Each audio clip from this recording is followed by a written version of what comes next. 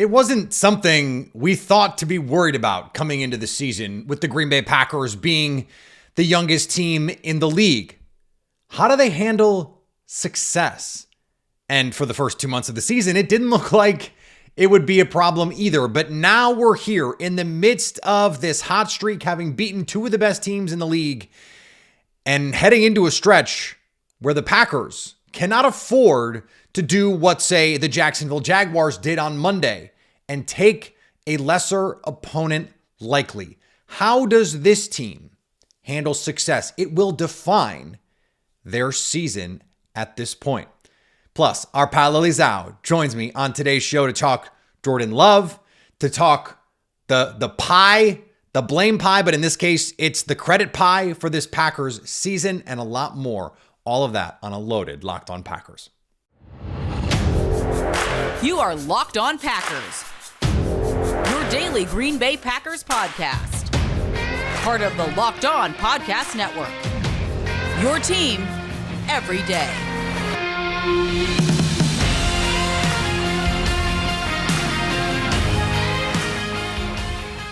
You are Locked On Packers, part of the Locked On Podcast Network, your team every day. I'm Peter Bukowski, and I cover the Packers for The Leap, a newsletter I would love for you to subscribe to. Follow me on Twitter, Peter_Bukowski. Follow the podcast on Twitter, Locked On Packers. Like us on Facebook. Subscribe to the podcast, iTunes, Spotify, Google Podcasts. Wherever you find podcasts, you will find Locked On Packers, the #1 Packers podcast on the internet. And the show for fans who know what happened, they want to know why and how. This episode of Locked On Packers brought to you by our friends at Prize Picks, the easiest and most exciting way to play daily fantasy sports.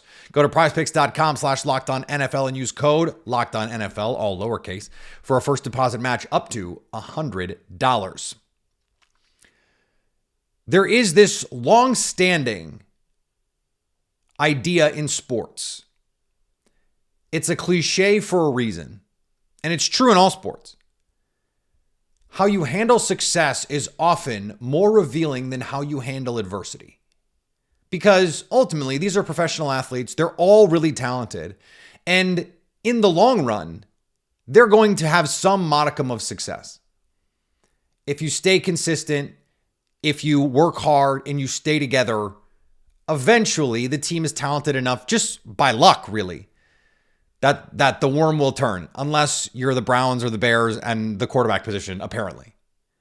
But in a team like the Packers right now, we know they're young. We've heard it a million times.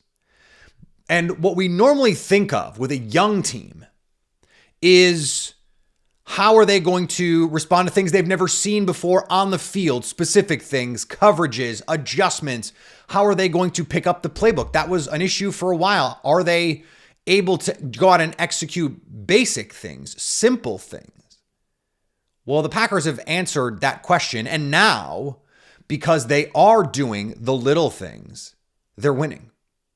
This is a talented enough team. Brian Gute has put together enough talent that they're winning. But what can happen, and this is true of young and old teams alike, is you can take an opponent for granted. And the Packers, at various points in their Aaron Rodgers tenure, did this as well. They would come out, last year, we saw it against teams or 2 years ago, but also last year, against teams like the Bears. You come out and spot them 2 touchdowns because you can just turn it on later and it's fine. These are habits you cannot, as a young team, start acquiring. You cannot take teams for granted, because it's not that long ago that they were the team in October and Packer fans were doing Drake May jersey swaps. It's not that long ago that they could not run a simple stick concept. It's not that long ago that their quarterback was throwing interceptions to linebackers right in front of his face. This was not that long ago. So in sports, it's often good to have a short memory, because the victories, as much as the defeats, don't linger. It's just as important for you to flush wins as it is to flush losses. So the Packers cannot come into this stretch to close the season, starting with Tommy DeVito on Monday night, we found out that it's going to be DeVito starting, not Tyrod Taylor, although Taylor is coming back from an injury.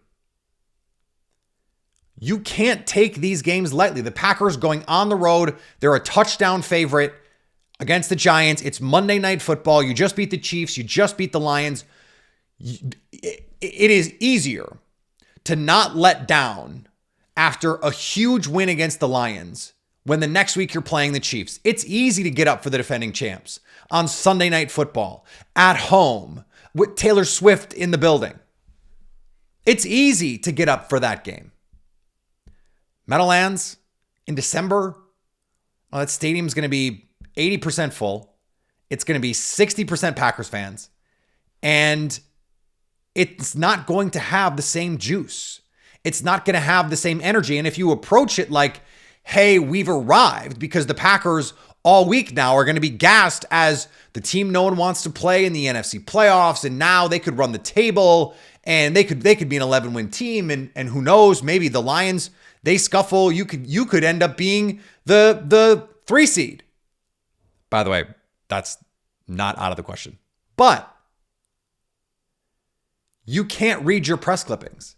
This has to be about what Matt LaFleur can do in that room, what these young leaders, Jaden Reed and Jordan Love and Aaron Jones, can do. I thought it was so telling that Christian Watson's first catch of the game, 19-yard missile shot from Jordan Love. He does the Aaron Jones first down celebration. And there were a couple other players that did it too. Aaron Jones, of course, not playing. But you still see him at practice. We see these clips of the guys, and he's dapping up every player as he comes off the field. You need guys like Aaron Jones, whether he's going to play or not.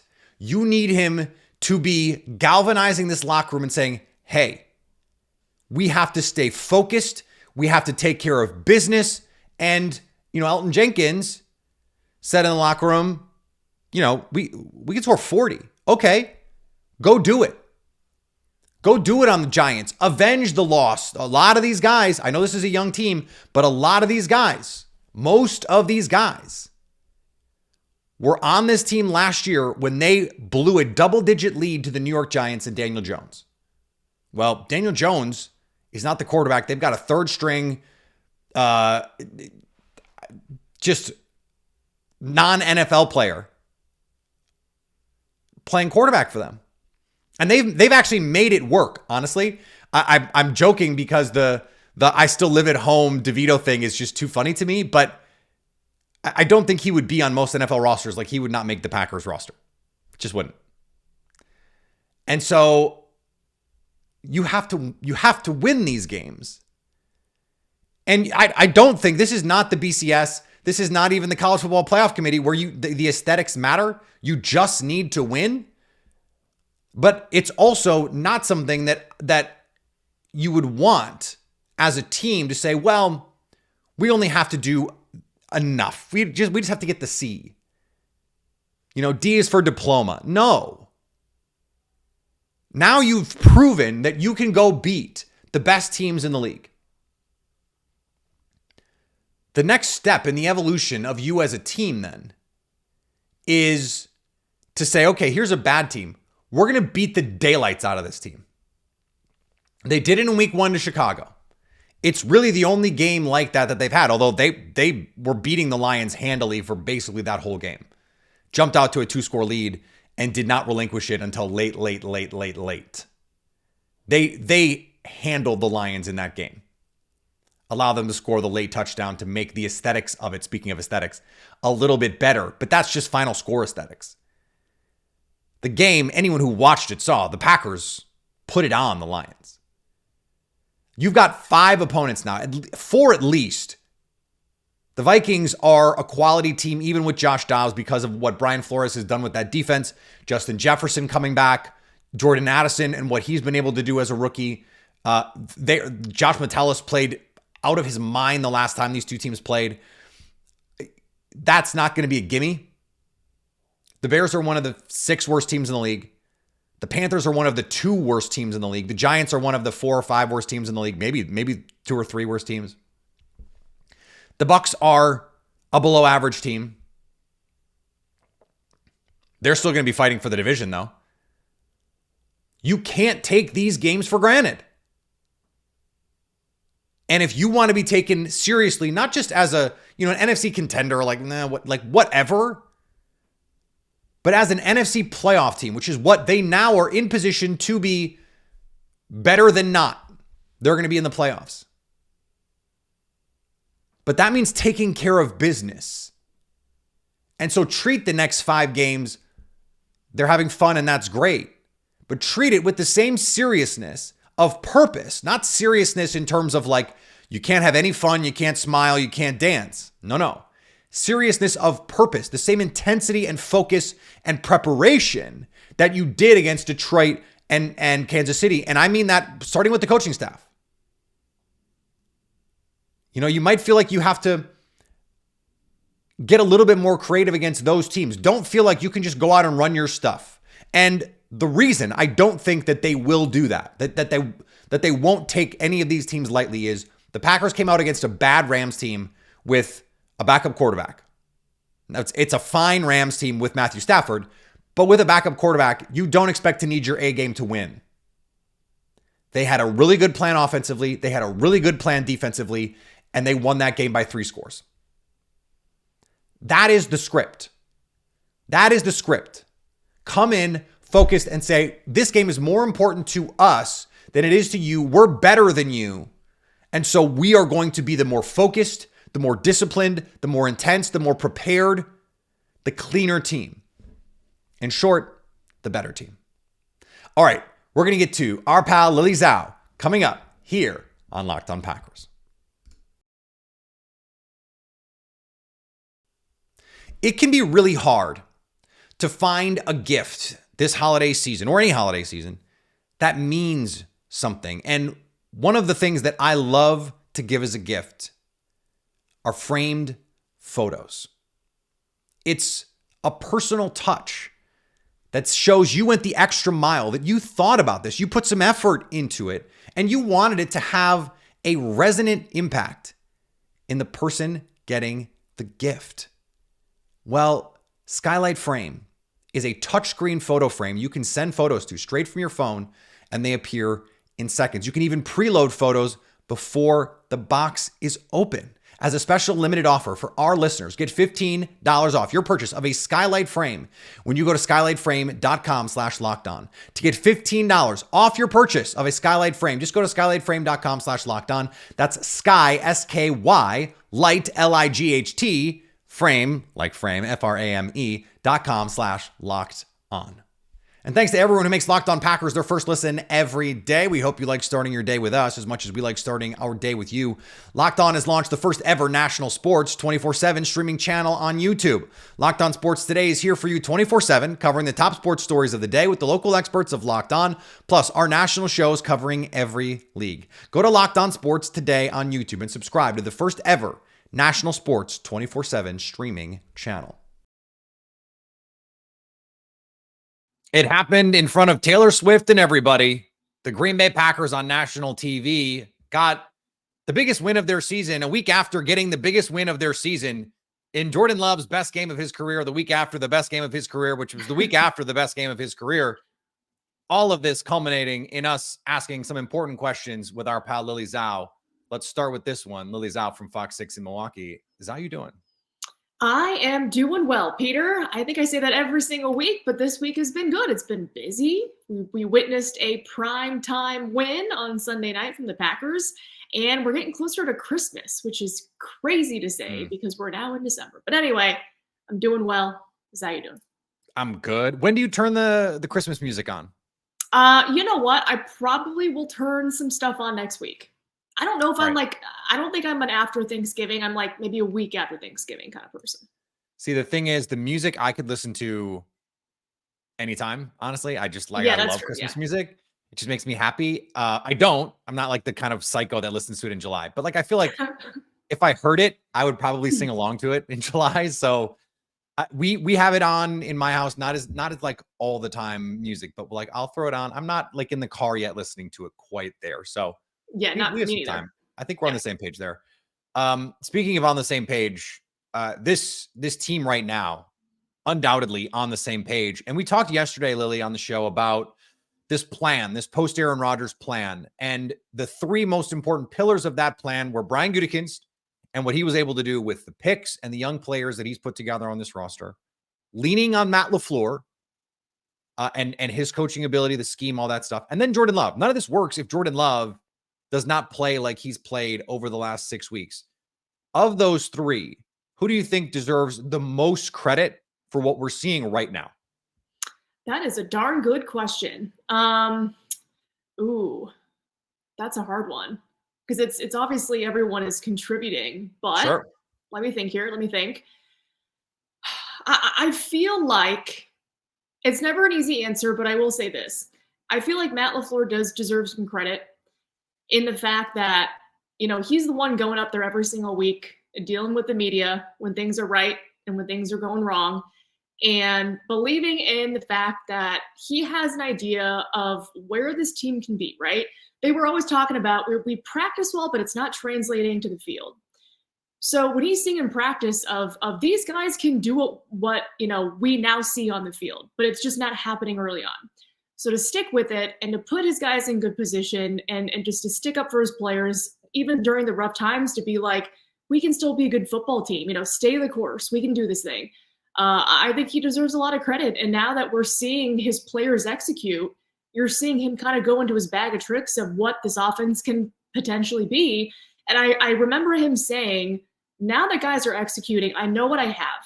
And that's exciting because once they get to that level of I can trust them to execute what I want them to execute, this is when we can just kind of fly. So I'd say him, but everybody, of course, shares a lot of the good there. I think, let me make the case for Brian Gutekunst because I think Matt LaFleur and Jordan Love were two of the biggest contributors to the problems that they were having in October, because I felt like the plan was so conservative, and that's a Matt LaFleur problem. And the guys, I know they're young players, but other teams were not having the kinds of issues that the Packers were. Just like we can't execute a simple concept, those kinds of problems. And Jordan Love was, let's be honest, not playing his best in October. So it's sort of like, congratulating the arsonist for putting out the fire. Like, okay, but like that was part of the problem.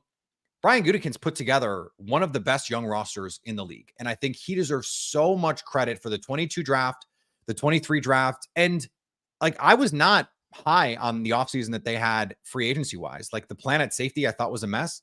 Jonathan Owens has looked really good the last couple of weeks. Rudy Ford was a solid player, probably the most consistent player in that safety room over the course of the season. I know he's been hurt lately. So I'm really compelled by the Brian Gutekunst portion of this. What do you think of that? I agree. I also think it's on the other side of, when they were struggling, it was, okay, well, Gutekunst, this is the roster he wanted, and he is bringing in young players with Jordan Love, and that's why they're not succeeding. Like, what could Jordan Love be if he had veteran receivers? You're thinking, again, Gute's going all in with the youth. And of course, we saw the problems early on, so you could say, well, if he had added another veteran or two or three, like maybe we wouldn't have these issues. So you could say that. But to your point of now that everything is working, now that everything is clicking and his vision is coming to fruition, now we can say that's a hell of a job he did by assembling the guys that he did have. And of course, it starts with Jordan Love, but you would talk about Dontavian Wicks, Jaden Reed, of course, Romeo Christian. But then, of course, the defensive side of the football, like you mentioned with that safety room. These guys are all playing some darn good football, and you have to give the GM credit for putting them all together. And I will say this, though. I don't think I've ever seen Brian Gutekunst as fired up after a win as I did on Sunday. He was dapping guys up in the tunnel, Peter. I don't think I've ever seen that happen before in terms of just the energy and excitement he felt after that win. Well, no one has more riding on this season, I think, in a lot of ways than Brian Gutekunst, right? Because if the Jordan Love experiment fails, he just looks like, I don't know, if we're being honest, like he kind of looks like a jackass because he traded up for Jordan Love in the midst of, I understood the plan, but then Aaron Rodgers plays like Aaron Rodgers the next couple of years. It looks really bad if Jordan Love sucks. And no one can be happier that this is all happening other than maybe Jordan Love than Brian Gutekunst. But it seemed that the same seems to be true for Matt LaFleur. Like, have you ever seen him? I don't know if you've seen the video of him in the locker room after the game. I have never seen him that fired up, that animated, that high energy. I mean, he can be a high energy guy when he wants to be. I've never seen him like that. And it seems like the energy, like they have shifted the energy in this building, but I think also it's been required because this is a young team. You need a high energy group. It's like to be a teacher of preschool, you have to have a different energy than to be a high school teacher or professor. And it seems like they've successfully shifted that energy here. They certainly haven't. And you're right. I mean, I saw the video and like his veins are popping and he's just screaming and he's jumping and guys were, of course, elated. But then you see the picture from the week prior, when they had beaten the Lions in that one iconic shot that Evan Siegel got was phenomenal. So, I mean, these guys are all juiced and rightfully so. I mean, back-to-back weeks, they beat teams at the tops of their divisions, which I think, again, just a month ago, you look at the schedule, you're thinking 3-9, but now they've completely turned things around and they're in a driver's seat for a playoff position if they can hold that 7 or 6 seed. So you're right. The energy shift has been palpable. I really do think that now everybody is buying in, not that they weren't before, but they're buying in, they're executing, and it's fun when they win. And when you ask these guys, how did you kind of keep everything together? They just said, we just were consistent. I mean, you trust everybody on the team to kind of figure things out as the season goes along. And that's exactly what they did. But they said the consistency has helped them kind of not let things unravel when they were kind of at their lowest this year. So credit to everybody. But yeah, Peter, the energy it's been fun. All right, we're going to get back with our pal Lily Zhao in just a second here on Locked On Packers. Today's episode brought to you by our friends at Prize Picks. Want to play daily fantasy alongside some of Prize Picks' favorite players like rapper Meek Mill, seriously, and comedian Andrew Schultz? Well, you can now find community plays under the promos tab of the app to view entries of some of the biggest names in the Prize Picks community each week. Prize Picks offers a reboot policy so that entries stay in play even if one of your players gets injured. This is daily fantasy made easy. Pick a couple players. Prize Picks says, okay, here is a statistic. Yards, points in basketball. Put a couple players together, you've got a lineup, and now you can win up to 25 times your money if you pick right. Hence the name Prize Picks. Go to prizepicks.com/LockedOnNFL to use code LockedOnNFL for a first deposit match up to $100. That's prizepicks.com/LockedOnNFL and use code LockedOnNFL for a first deposit match up to $100. Prize Picks, daily fantasy sports made easy. Today's episode also brought to you by our friends at FanDuel. As the weather gets colder, the NFL offers stay hot on FanDuel. Right now, new customers get $150 in bonus bets with any winning $5 money line bet. That's right. You can pick the Packers to win this week on the money line. And if you're right and they win, they are 6.5 point favorites. That's $150 if they win. Couldn't be easier. They want to make it easy for you because that's what they do at FanDuel. With spreads, player props, over-unders, teasers, all kinds, same game parlays. Great way to watch the game with a same game parlay. Because you get the bigger payout, it just amps up the intensity. It's so much fun. Visit FanDuel.com/lockedon and get the NFL season and holiday seasons going with FanDuel, official partner of the NFL. And thanks to everyone who makes Locked On Packers their first listen every day. Locked On has launched the first ever national sports 24/7 streaming channel on YouTube. Locked On Sports Today is here for you 24/7, covering the top sports stories of the day with the local experts of Locked On, plus our national shows covering every league. Go to Locked On Sports Today on YouTube and subscribe to the first ever national sports 24/7 streaming channel. That's so hard too, and I think people don't, maybe understand. It's so hard for a young team, the youngest team in the league, one of the youngest offenses ever in the modern age, to stay even keeled. Like it would be really easy, right? And it's just like I'm so impressed by the maturity of some of these young players. To hear Tucker Kraft talking and Jaden Reed talking and Jordan Love talking, these guys who have not been through it, and the maturity that they have showed because they've had to. This is like you're 17 and you got to be the head of your household now. Like that's sort of what all these guys are facing right now. Is you just got to go do it. And I'm so impressed by it. We talked a little bit yesterday, and I wrote about this for the Leap, a newsletter I would love for you to subscribe to. And that is I'm on it. Yeah. Well, everyone, not just you. The idea that Jordan Love could outproduce what Aaron Rodgers did last year. And I know that there were a lot of people dubious of that.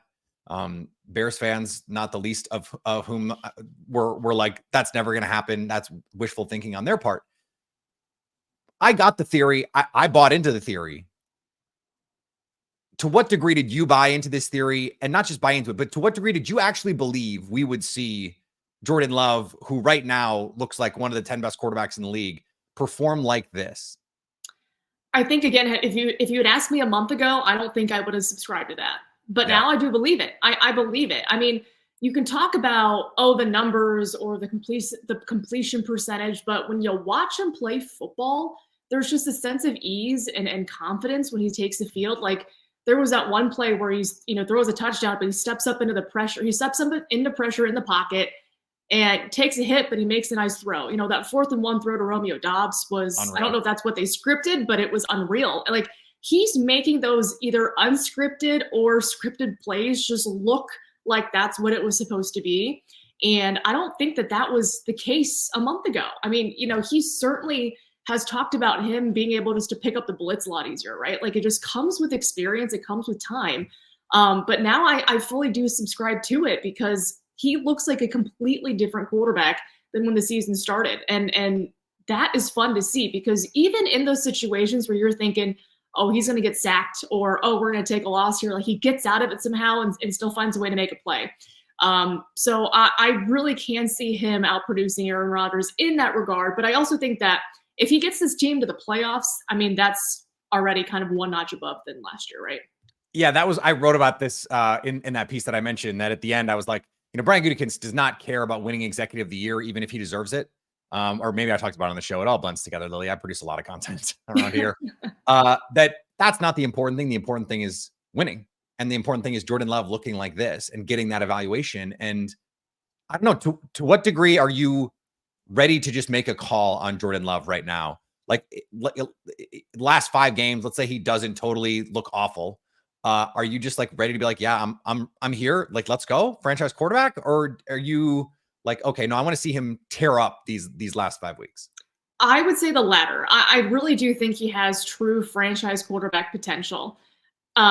Whether or not he can be the not next, but another iteration of Brett Favre or Aaron Rodgers, where they're with the Packers for a decade plus, that's still to be seen. But I think for this season, he is really catapulting his campaign to say, I deserve to be a franchise quarterback. But you're right. I do think in the last 5 weeks, these are very winnable games for this Packers team. What I want to see is them not be in a close game, but just assert their dominance. And let's score 30-plus points, fellas. Like, let's go do it. And I was talking to Elton Jenkins in the locker room, and I was like, what more can you uncork from this offense? And he said, once we get these guys back healthy, Aaron Jones, et cetera, I believe we can drop 40 on a team. So I want to see that happen in the final 5 weeks, because if that can happen and they earn that playoff spot and they keep it, I mean, who knows? The sky's the limit for this team. So I'm buying in now, but I want to see more to say a decade plus he'll still be the quarterback.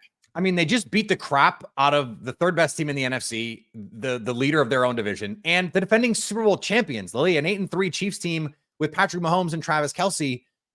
So they shouldn't feel like they are underdogs to anybody, right? What did Mike McCarthy say? We're nobody's underdogs. They feel that right now. It's a pretty cool situation. You mentioned the injuries, Luke Musgrave, who I forgot that's how many players that they have injured. David Bakhtiari, who hinted on Twitter, I don't know if you saw this, that he wants to come back and play for the Green Bay Packers, that is his plan, he said. Interesting that is where we are right now.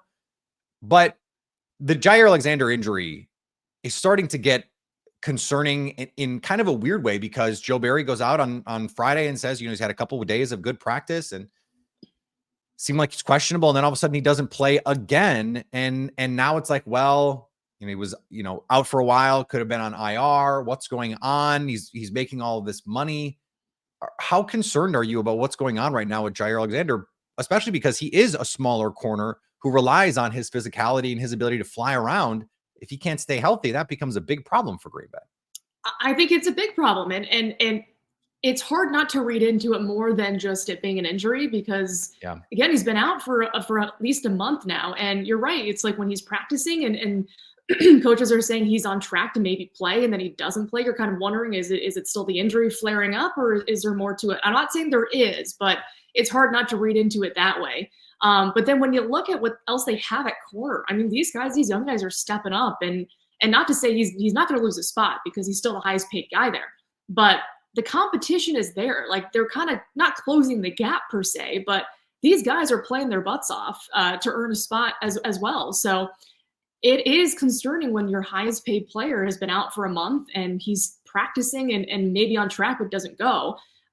But that's also coming off the heels of this has not been a good season for him. I mean, I know he has high expectations for himself. And when he's been out there, he hasn't been the best Jair Alexander that we have seen. So there's a lot of question marks there of will we see him back anytime soon here? And that's the really unfortunate part. The fortunate part is Carrington Valentine, the missed DPI call notwithstanding. I love watching him play football. I really do. And I think the combination of him and Eric Stokes with Keyshawn Nixon, when we get Eric Stokes back and you see that on the field, that's a really fun, exciting young group. I'm excited to see that, irrespective of what happens with Jair Alexander. So it would certainly help this defense. I think there's no doubt about that. But then again, against Tommy DeVito, is that going to really be necessary? I don't think so. I hope not. But they have to do the opposite of what the Jaguars did on Monday night, because you can't let Jake Browning and these scrubs beat you up. You just can't do that. Like it's not just the offense, I think, go out and score 40 against some of these trash teams. It's okay, defense, go out and hold one of these bad teams like this Giants team with my mommy does my laundry still, Tommy DeVito at quarterback. Like hold them to 9 points, hold them to 6 points, to 10 points and win 35-10. Like do that. That's, I think, is the final step. Football Outsiders, now FTN Fantasy, Aaron Schatz always talks about the mark of a good team is that they beat the crap out of bad teams. They don't just beat bad teams. And so the Packers have beat some good teams. Now let's see them beat up on some bad teams. And if they do, when they do, you will be here to talk about it. Lily Zhao, thank you so much. We'll talk to you soon. Sounds good. Thanks, Peter. All right. Thanks to Lily for joining the show. Always a blast to talk to her. Back tomorrow, our crossover Thursday. Patricia Traynor from Locked On Giants joins us. And then an interview coming on Friday, trying to get that scheduled as we speak. Follow me on Twitter, Peter_Bukowski. Follow the podcast on Twitter, Locked On Packers. Like us on Facebook. Subscribe to the podcast, iTunes, Spotify, Google Podcasts, wherever you find podcasts, you will find Locked On Packers. And anytime you want to come hang out with us live, like we will be Monday night after the game, go subscribe to us over on our Locked On Packers YouTube page so you can stay Locked On Packers.